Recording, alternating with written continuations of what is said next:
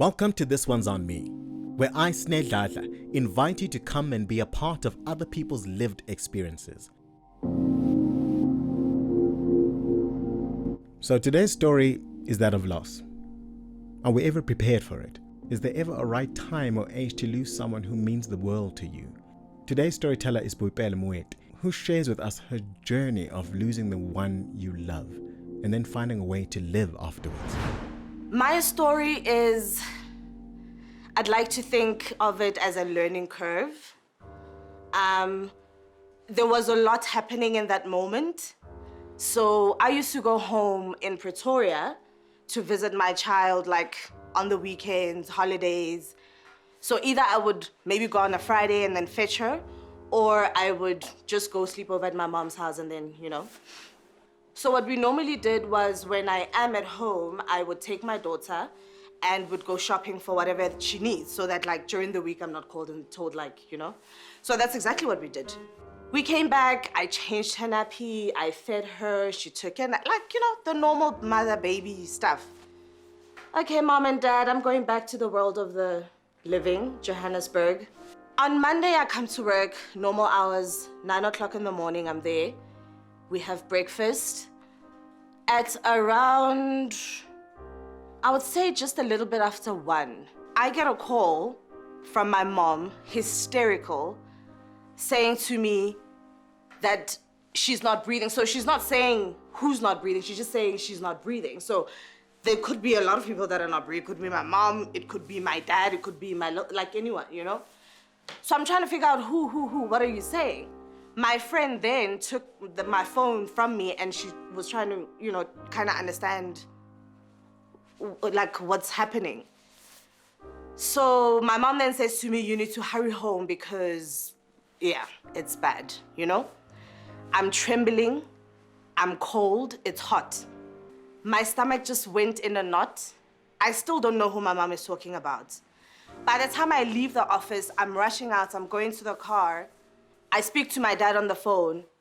My dad is very calm, very, very calm. And he just says to me, baby, they call me baby at home. Baby, so you need to come home, drop what you're doing. There's a problem. In that moment when I got into the car and I was driving out of the parking, I think I knew that they were saying my daughter passed away. But I needed them to say it in order for me to believe it. I drive, I'm hysterical, my phone is ringing, it's blowing up, literally. I'm speaking to my husband, I'm speaking to my mom, I'm speaking to my dad, I'm speaking to I'm speaking to everyone. I get on the highway and just before the Kilani off-ramp, I felt my body freeze. My eyes were open, but I mean, if I wasn't in a moving car in that moment, if I was just standing still, I probably would have just collapsed, As I'm frozen like that, I managed to park the car and I see my husband running down Kilani off-ramp.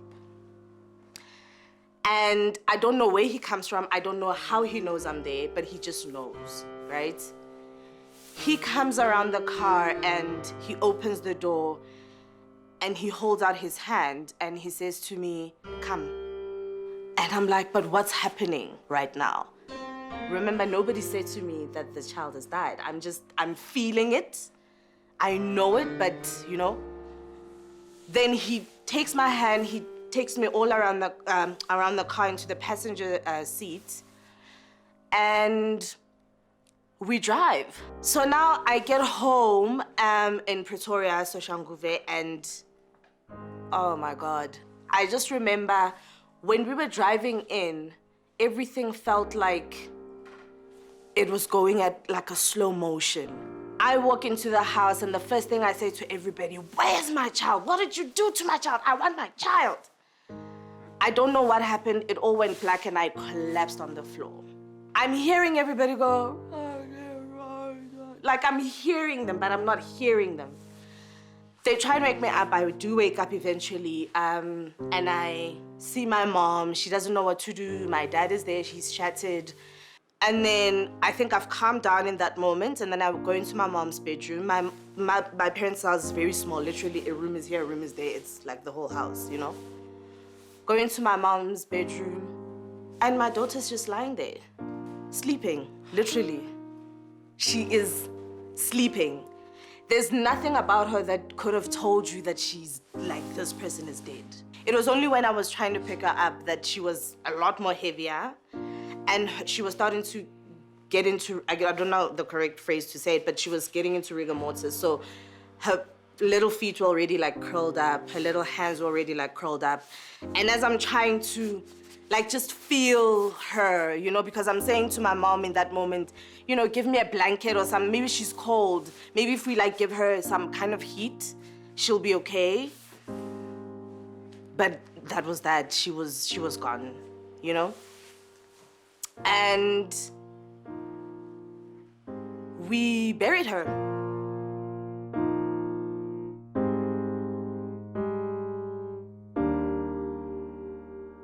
Right now, when I tell the story, I always say to people, there's a part of me that's always kind of known that my daughter was gonna die.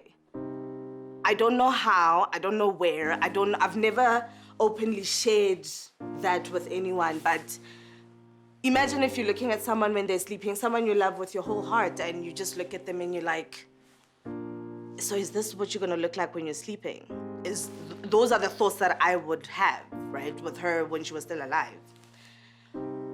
So after she passed away, I had to do a lot of sitting alone, you know, to try and understand, because there was a part of me that was like, maybe I brought that on her. You know, why would you think that about your child? Why would you look at someone and think this is what you're gonna look like when you're dead, you know? It doesn't make sense. I was not ready to be a mom. I wasn't.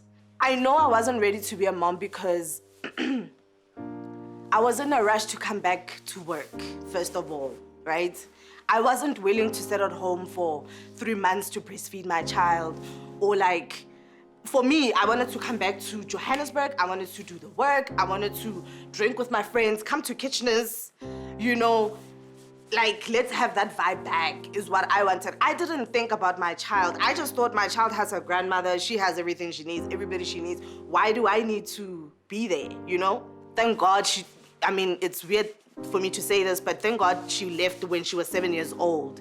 7 months old. Imagine if she was like 14 or 21 and she has her whole life. She's starting to date. She's going through her period. She's gotten her heart broken by a little boy in school. And how was I even gonna, like, that's a lot. At 7 months, she didn't know anything. She didn't know anything. And I think that's where I find my comfort, that like, she didn't know much.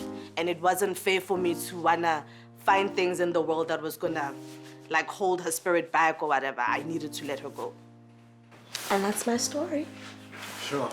Thank you, Pupela, for sharing such a moving story with us. And just know that we admire your courage and faith to be able to move on and continue to live after experiencing something so traumatic. I guess you have reminded us that life is worth living. No matter what situation you are confronted with, always find the courage to get up and try again. Thank you for joining us for another episode of This One's On Me. Until next time.